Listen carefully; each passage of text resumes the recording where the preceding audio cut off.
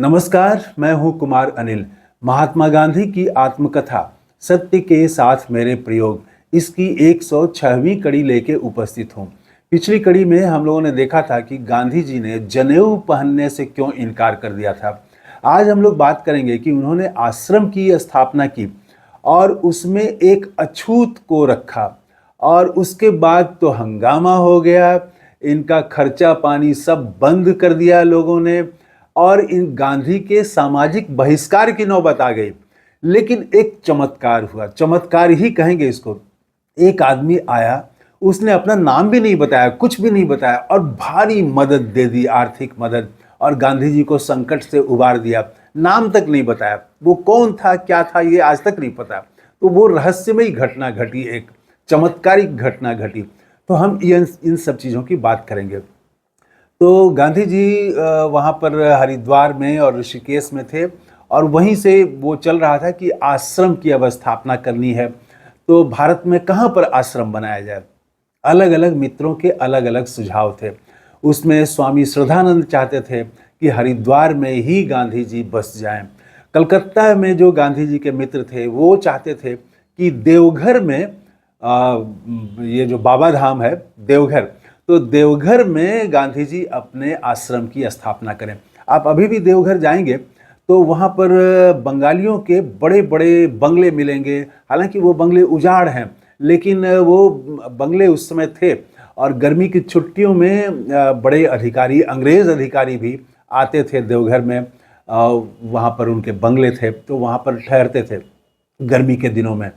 तो बंगाल के मित्र चाहते थे कि देवघर में बस जाएं गांधी जी, और कुछ मित्र चाहते थे कि राजकोट में बसें, कुछ चाहते थे अहमदाबाद में आश्रम बनाएं। अहमदाबाद की खासियत ये थी कि वहाँ कई लोगों ने कहा कि हम आपका सारा खर्चा उठाएंगे, मकान भी खोज देंगे हम। फिर गांधी जी को ये लगा कि ये बड़ा शहर है तो यहाँ पर जो आर्थिक सहायता की ज़रूरत होगी वो भी उनको मिलती रहेगी, लोग मदद करने वाले हैं। और देखा उन्होंने कि वो खुद गुजराती हैं, तो गुजराती भाषा के जरिए वो देश की अधिक सेवा कर सकते हैं, ये भी विचार था। फिर अहमदाबाद जो है हाथ के करघे का केंद्र था, तो वहाँ वो चाहते थे कि चरखा उनको चलाना था तो चरखे को ज़्यादा सपोर्ट मिलेगा। ये सब एंगल से उन्होंने, ये सब दृष्टि से उन्होंने अहमदाबाद में ही तय किया कि हम यहीं पर आश्रम की स्थापना करेंगे। अब उसमें आश्रम की स्थापना के लिए वो मकान भी खोज दिया गया। वो एक थे जीवन लाल, तो उनका, वो बैरिस्टर थे, उन्हीं का मकान मिला और उनकी बड़ी भूमिका है गांधी जी को का आश्रम वहाँ पर खुलवाने में। तो वो जीवन लाल बैरिस्टर के यहाँ मकान मिला और वो आश्रम की स्थापना अब होगी। अब इसका नाम क्या रखा जाए, तो नाम में कई सुझाव आए। उसमें एक नाम था तपोवन, दूसरा सुझाव था सेवाश्रम। तो तपोवन में गांधी जी लिखते हैं कि उससे मतलब निकलता है तपश्चर्या, तप का। तो तपश्चर्या गांधी जी को पसंद थी, लेकिन वो कठिन शब्द है तो उसको छोड़ दिया उन्होंने। फिर सेवा आश्रम ठीक था, लेकिन फिर अंततः सत्याग्रह आश्रम नाम रखा गया। गांधी जी ने उसकी एक नियमावली बनाई, नियमावली को अनेक मित्रों को भेजा और सभी मित्रों से राय लेकर के फिर उसको फाइनल किया, तो एक नियमावली भी बन गई। यहीं पर जब ये सब स्थापित हो रहा था तो कई वैष्णव मित्र भी थे और वो पूरा कर्मकांडी लोग भी थे। तो वहाँ पर ये जो सपोर्ट करने वाले लोग थे, वहाँ पर ये सवाल आया कि भाई आप तो जात पात को मानते नहीं हैं, तो कल को क्या कोई अछूत अगर आ जाए आश्रम में तो उसको आप रख लेंगे? तो गांधी जी ने कहा कि अगर वो योग्य होगा तो क्यों नहीं रखेंगे, जरूर रखेंगे। तो इससे तो थोड़ी हलचल हुई, लेकिन वैष्णवों ने अपने मन को इस तरह से समझाया कि कौन अछूत है जो यहाँ पर आएगा। अछूतों की उस समय स्थिति बहुत, आज भी जब ये स्थिति है वो उनको समानता और बराबरी का अधिकार नहीं है। तो ये 1915 की बात हो रही है, तब क्या स्थिति होगी, 100 साल से ज़्यादा हो गया। तो उस समय वो लोगों को लगा कि कोई अछूत तो इस काबिल भारत में है नहीं कि वो गांधी जी के आश्रम में आके ठहरे। तो लोगों ने अपने मन को समझा लिया कि ठीक है, आप चलिए, आप आश्रम में रखिएगा, अछूत को तो रख लीजिएगा। लेकिन वो जानते थे कि कोई तो आएगा नहीं। लेकिन हुआ ये कि अभी महीना 1.5 महीना ही बीता था, 2 महीना या 3 महीना बीता होगा कि तभी जो है वो एक खबर आ गई, ठक्कर लाल जी के तरफ से एक पत्र आया और उसमें कहा गया था कि एक अछूत परिवार है, वो आपके यहाँ, क्या आप उसको रहने की इजाज़त देंगे? अब तो गांधी जी के सामने बड़ा सवाल हो गया कि अब क्या करें भाई। तो इन्होंने राय ली, जो आश्रम के अन्य साथी थे, तो सब ने बड़ा स्वागत किया, कहा कि हाँ ठीक है। तो वो आए, दादू भाई उनका नाम था, दादू भाई और उनकी पत्नी और एक बच्ची, बहुत छोटी बच्ची थी, घुटनों के बल चलने वाली बच्ची थी। ये 3 लोग भी उसमें परिवार में शामिल हो गए।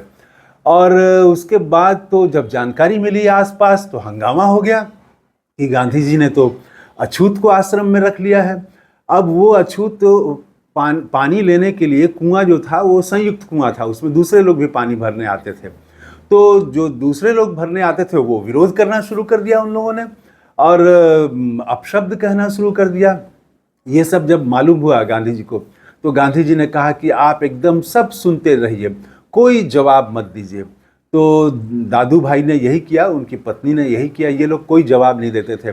तो कुछ दिनों में गाली देना तो बंद हो गया, लेकिन ये बात जो है आग की तरह फैलती गई कि गांधी जी ने अछूत को रख लिया है।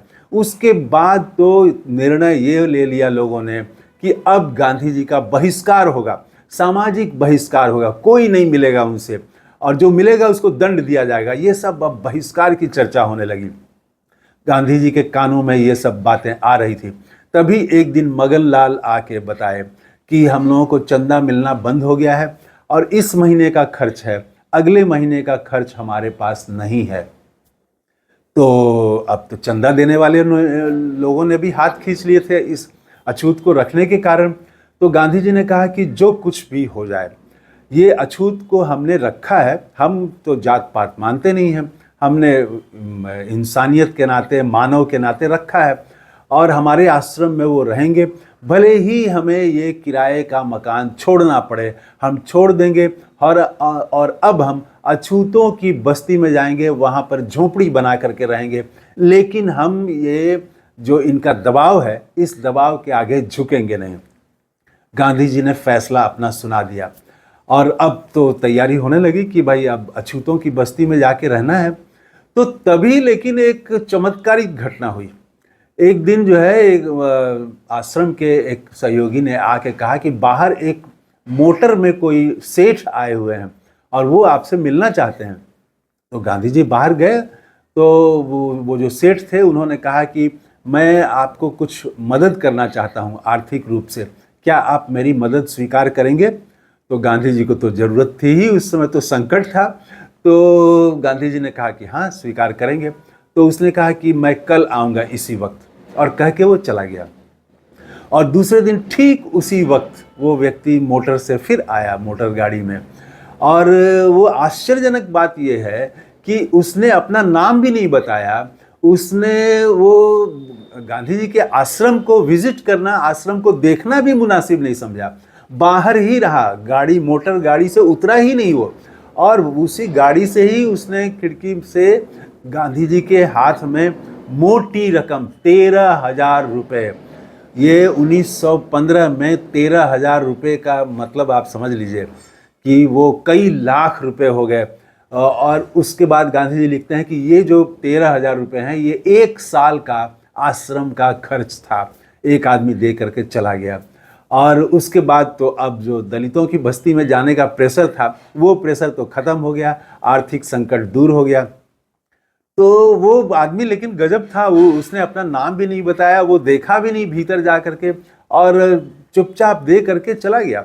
तो ये दान देने की जो हमारे यहाँ परंपरा रही है कि दान में अपना नाम नहीं बताया जाता है, ऐसा नहीं कि वो अपना नाम के साथ जो है सौगातें फलाना और करके जो है वो पूरे देश भर में आप बांटेंगे, तो वो सौगात देने के बहाने अपना प्रचार करते हैं। तो वो देख लीजिए, वो अपना सौगात तो दी उसने गांधी को, लेकिन नाम नहीं बताया, सौगाते सेठ, कौन सेठ ये नहीं बताया। तो ये है असली दान, कि दान देने वाला अपना परिचय गुप्त रखता है। लेकिन आजकल तो हो गया है कि दान थोड़ा ही सा देंगे, लेकिन झोला पर फोटो जो है वो बड़ा सा अपना लगा देंगे। तो ये स्थिति आज की हो गई है। तो इस वीडियो में इतना ही। थैंक यू, धन्यवाद, जय हिंद।